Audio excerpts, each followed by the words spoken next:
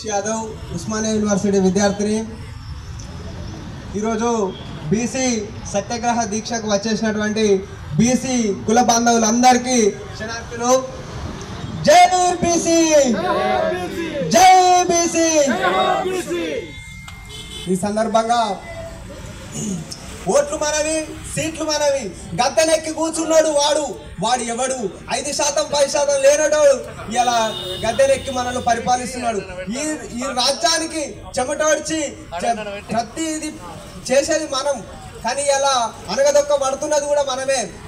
ఒక్కసారి ఆలోచించాలి. మన దగ్గర బాబాసాహెబ్ అంబేద్కర్ గారు ఇచ్చినటువంటి ఓటు హక్కు, ఆ ఓటు హక్కుతోటే మనం రాజ్యం సాధించుకోవాలి. ఎందుకంటే ఓట్లు మనవి, కానీ సీట్లు మనవి. ఎట్లయితున్నాయి మరి అంటే మన వాళ్ళు అభివృద్ధి చెందలేదా అంటే చెందినాం, ఆర్థికంగా లేమా అంటే ఉన్నాం. కానీ ఎక్కడ పోతుంది అంటే వాడు గెలుస్తాడు 60, వాళ్ళతో 560 అనేకాన్నే పోతుంది. మనల్ని నిలబడతలేరా అంటే నిలబడుతున్నారు, నామినేషన్ ఎత్తలేరా అంటే వేస్తున్నాం.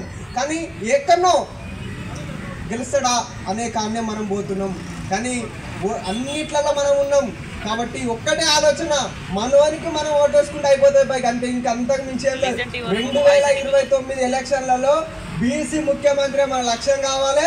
ఇలా ఈ కాంగ్రెస్ గవర్నమెంట్ ఏదైతే ప్రకటించిందో కామారెడ్డి డిక్లరేషన్ వెంటనే అమలు పరచాలి.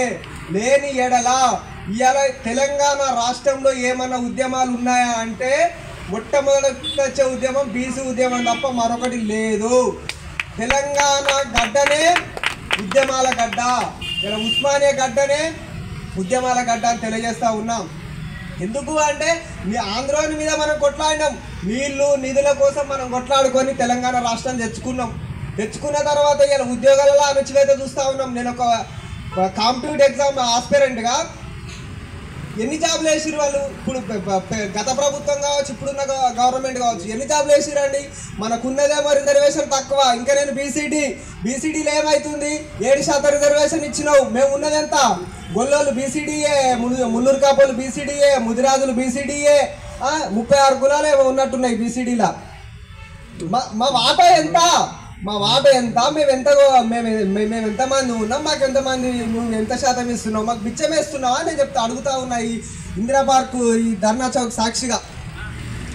కాబట్టి మేమెంతో మాకంతా ఇయ్యాల కాకుండా బిడ్డ చెప్తా ఉన్నా, ఇయ్యాల కాకుండా ఇంకా 10 సంవత్సరాల వరకన్నా మేము సాధించుకుంటాం. మీరన్న ప్రకారం గత ప్రభుత్వం హామీ నెరవేర్చలేదు కాబట్టి మేము గద్దెదించినాం. విద్యార్థులం, నిరుద్యోగులం, సంపన్న వర్గాలు కలిసి గద్దెదించినాం.